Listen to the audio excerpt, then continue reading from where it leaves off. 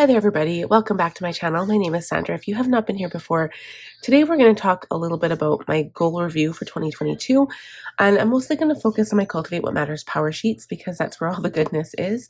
But I also wanted to just discuss my roles and my values for Franklin Covey, as well as my year overview, which is a quarterly kind of system from Cloth and Paper. And I also have my business overview here as well. And I'll kind of briefly talk about that because a lot of my goals revolve around my business because I am working from home. So without further ado, let's open up my Cultivate What Matters goal planner. So I honestly think there's been a lot of changes with Cultivate What Matters. They have moved from Laura Casey to Daily Grace, and so far I'm loving my new power sheets, and I don't think that any of the stuff that was taken away, I don't think it took away any of the value from the planner. I'm still loving my power sheets. I'm going to continue using them unless there's some drastic changes in the product itself.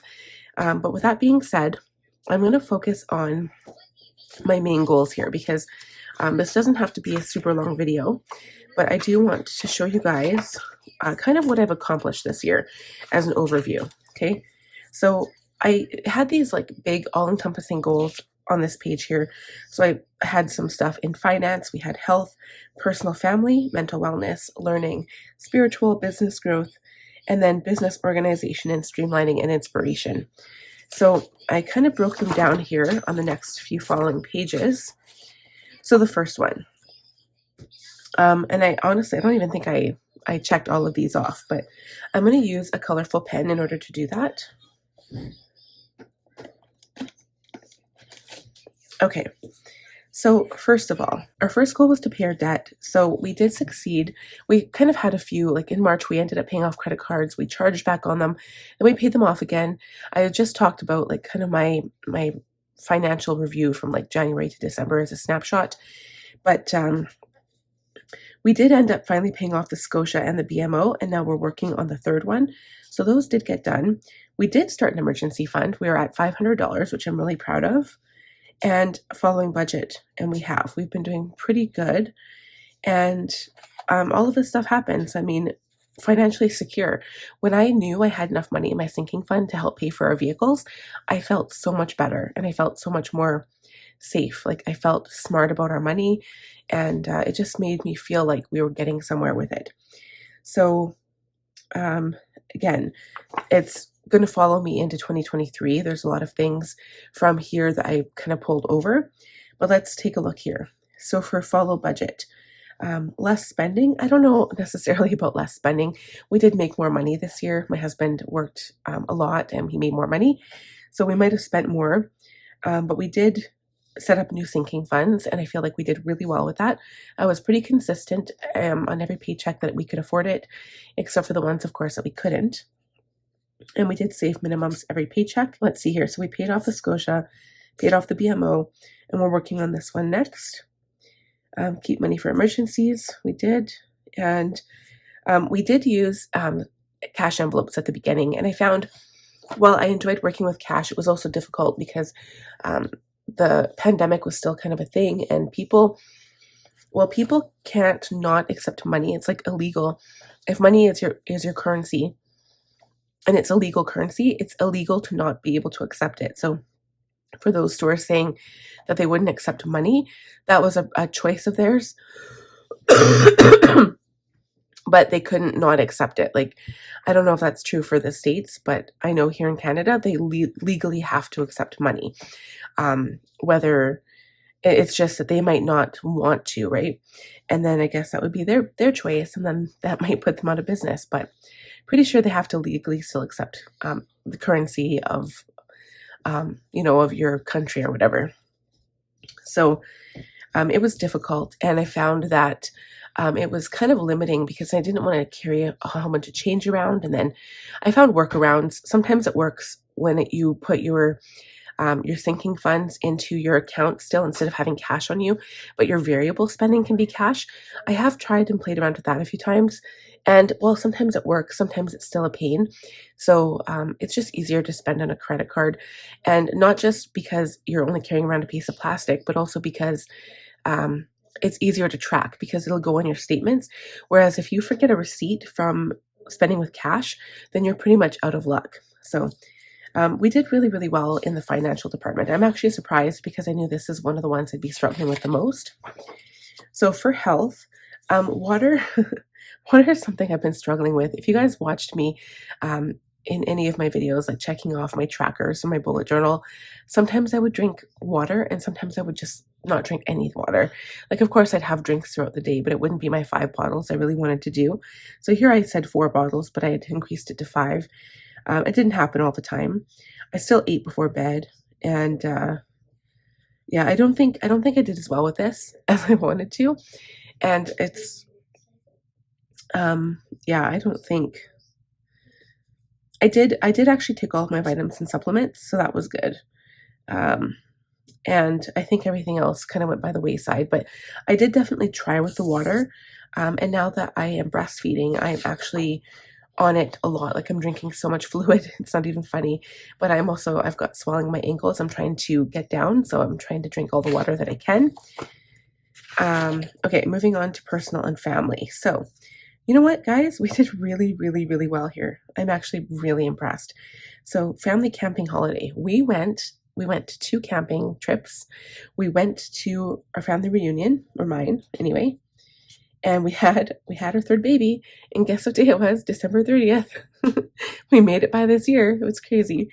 Um, and then family dates. So my husband and I went on date nights when he was home, and I think I took my son to a movie once. We went swimming a lot, almost every Sunday, until I started getting super pregnant and just couldn't handle it anymore. So you know what? We did really, really good.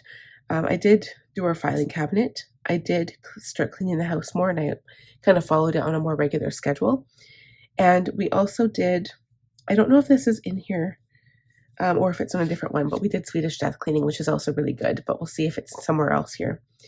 And then we did kind of goes along with that, the house cleaning and organization tidy.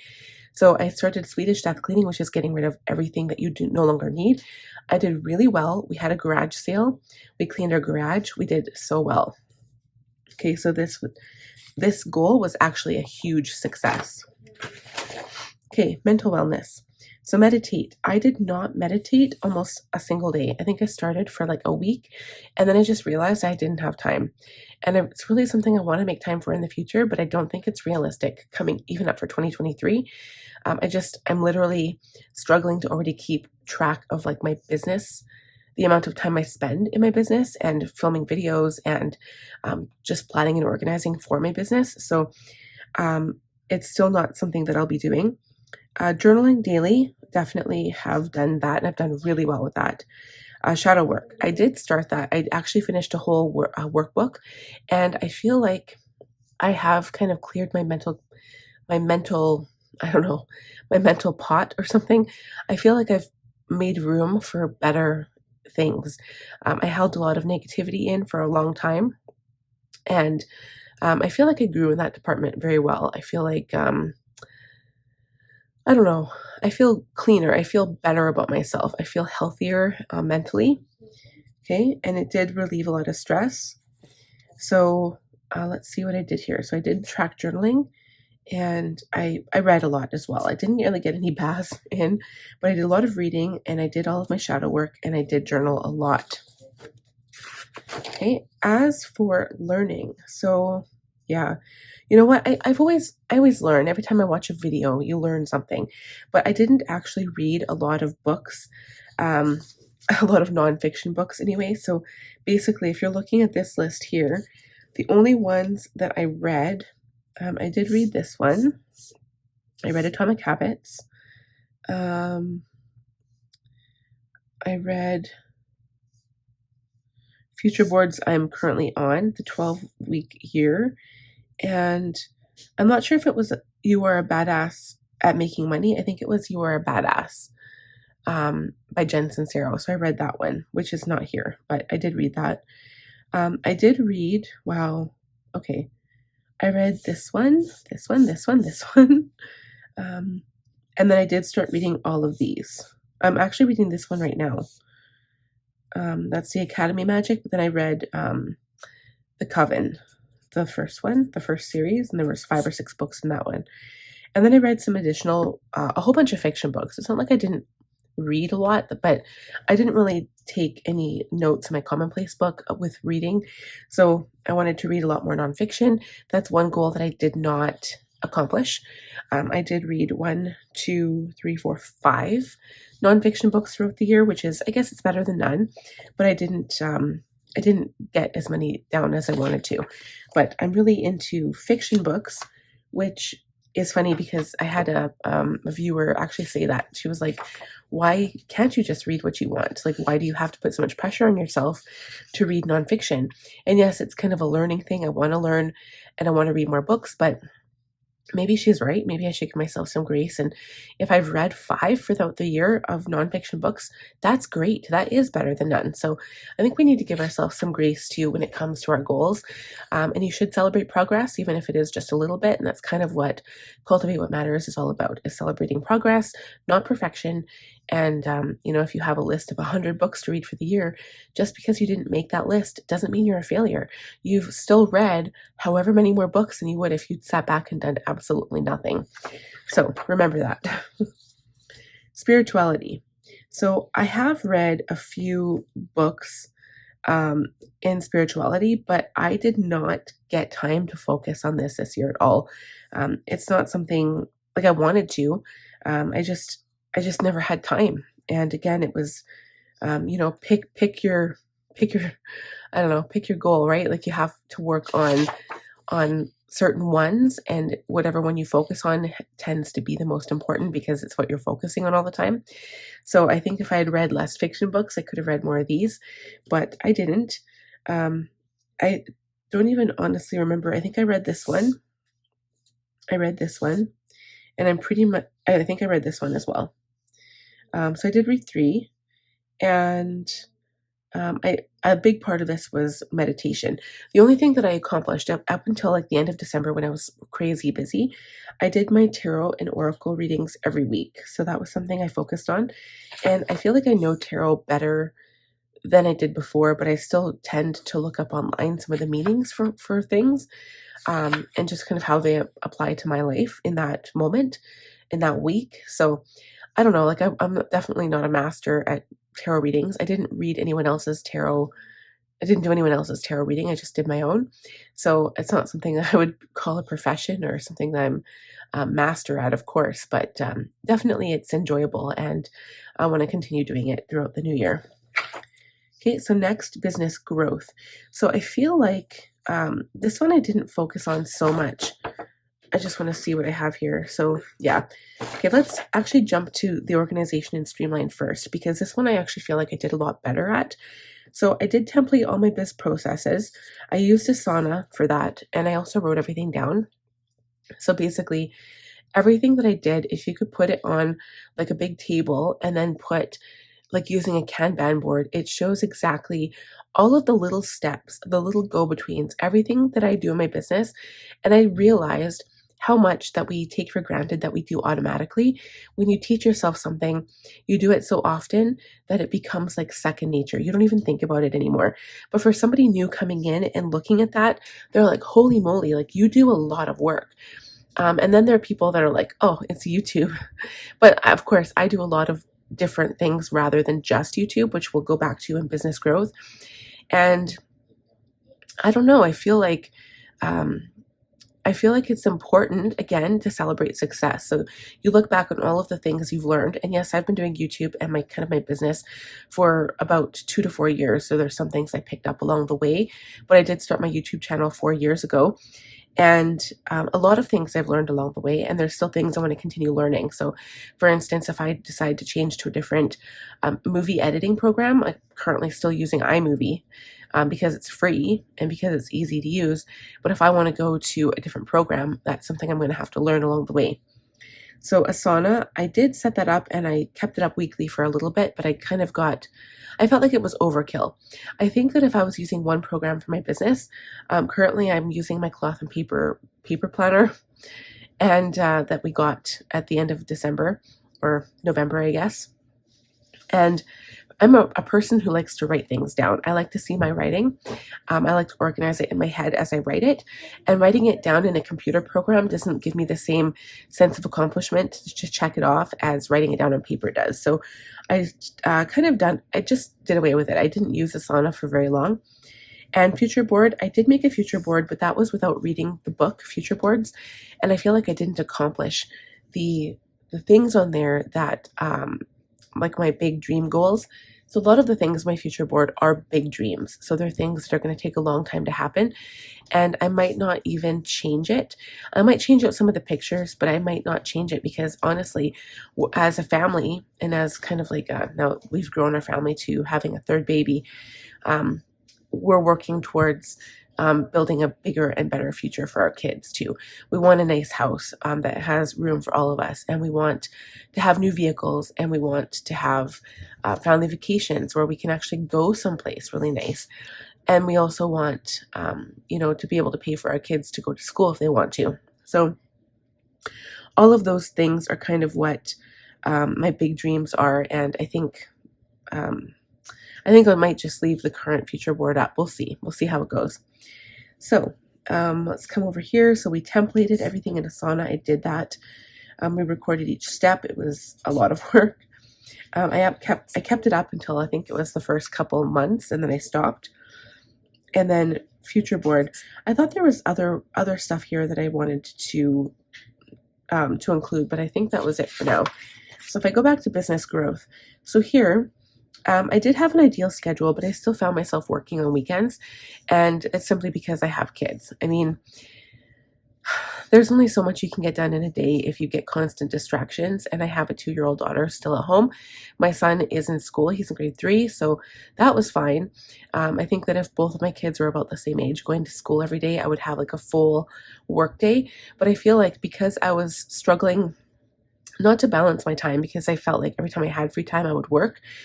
It would basically be, I think if I had like a full 8 hours to myself every day, I think I would procrastinate a lot more. I would be like, oh, I've got 8 hours. I can do this, and I can go read my book for like a couple hours and then still get my work done, and then I just wouldn't get it done. So I feel like because I pressured myself to do so much more in the short amount of time that I had every day, I feel like I was very motivated, and I feel like I got a lot more done than I would have otherwise. So live videos on YouTube, I did not, you guys. I just got into shorts long after everybody else did. So I started doing reels on Instagram. That is one thing that I did. I don't think I have that on here. But I did start doing reels on Instagram. Lately I have stopped because I've just been super busy. But shorts on YouTube and reels on Instagram was definitely a step up for me. And no lives on YouTube or IG either. Patreon, I ended up canceling it. I did open an Etsy shop, and I didn't do a podcast because I think it's just too much work, but I did open Etsy, and that's something that I've been thinking about closing this upcoming year. The problem is I have a lot of people who want to purchase things from my Etsy shop, but I feel like it's just such a waste of money on the fees and stuff. I do have a website that I'd rather have people purchase from me, but again, it just depends.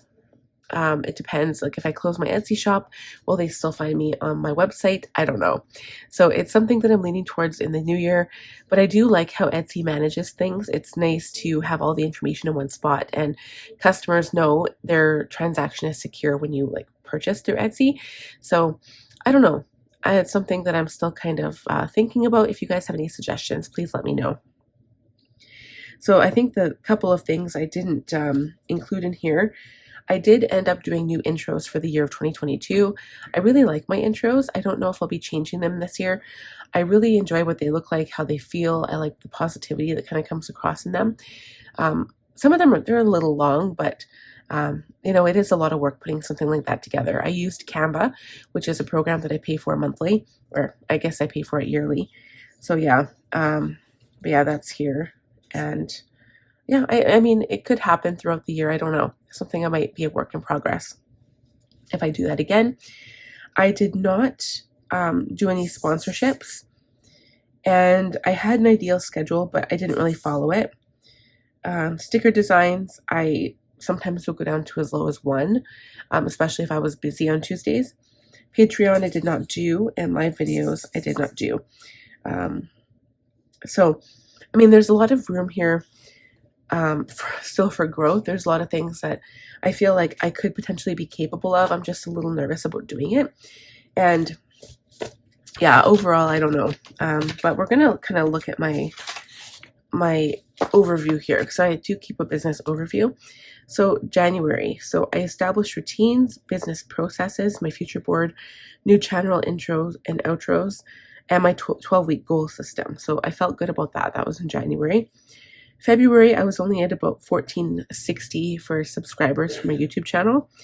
I did open my Etsy shop in February, and I remember when I made my very first $100 limit on AdSense. So AdSense, like YouTube, won't pay you out until you reached $100.